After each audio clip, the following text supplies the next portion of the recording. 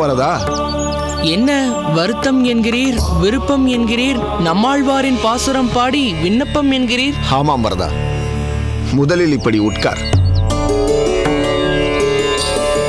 எப்போதும் நின்றபடியே பேசும் இந்த வரதனை அமர்ந்த நிலையில் வைத்துக்கொண்டு பேச ஆசையோ?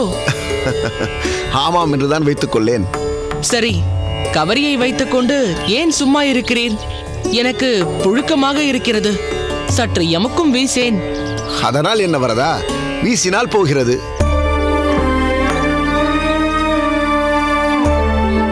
அமர்ந்து கொண்டு பேச வேண்டும் என்றால் பேசுவதற்கு நிறைய இருக்கிறது என்று சொல். ஆமாம் வரதா, அடியேன் தெளிவற்ற ஒரு நிலையில் இருக்கிறேன். தெளிவற்ற நிலையில் திருக்கட்சி நம்பிகளா? நம்ப முடியவில்லையே. என்ன செய்வது? பிறருக்கு ஏதாவது கேட்க வேண்டும் என்று வரதனிடம் வரும்போது தெளிவிற்கு குறைவில்லை. ஆனால் அடியேனுக்கு ஒரு விண்ணப்பம் என்றவுடன் தெளிவற்ற நிலையில் தள்ளப்பட்டு விட்டேன். இப்பொழுதுதான் ஞாபகம் வருகிறது. பிறர்க்கென்று கேட்கும் போது என்று ஏதோ சொன்னீரே, அந்த சாரதிக்கு தெரிவிக்க வேண்டியதை தெரிவித்து விட்டீரா?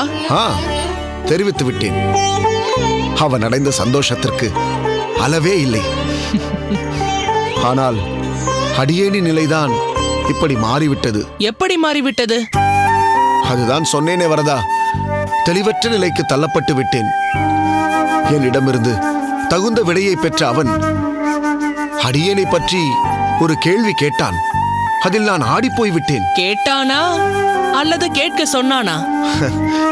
வரதா, நீ ஒரு தீர்க்கதரிசி, அனைத்தையும் சட்டென்று புரிந்து கொள்கிறாயே. உமது திருவாயால் எமக்கு ஒரு சான்றிதழ் என்றால் நான் பெருமகிழ்ச்சி அடைந்தேன்.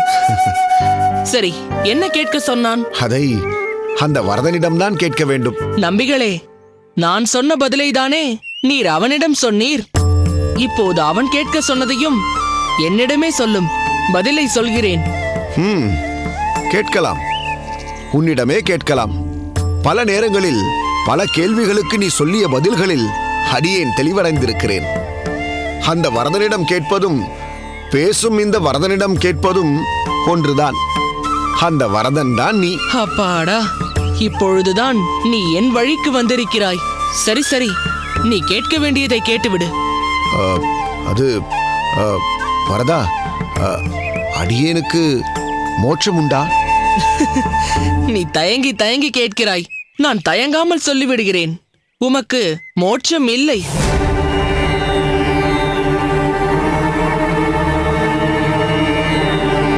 என்ன அப்படி பார்க்கிறீர்? வரதா, உமக்கு வீடு பேறு இல்லை என்றேன். நீ நிஜமாகத்தான் சொல்கிறாயா வரதா? சொல்வது வரதன் நம்பிகளே. நிஜத்தை தவிர வேறு எதுவும் சொல்ல மாட்டேன். அப்படியானால் இதுவரை அடியேன் செய்த கைங்கரியத்தில் வரதனுக்கு உகப்பில்லையா? அப்படி உகக்கும்படி நீர் என்ன செய்ததாக நினைக்கிறீர்? அடியேன் நித்தியப்படி அளவட்ட கைங்கரியமாக கவரி வீசினேனே. நீர் வீசினீர், நான் பேசினேன்.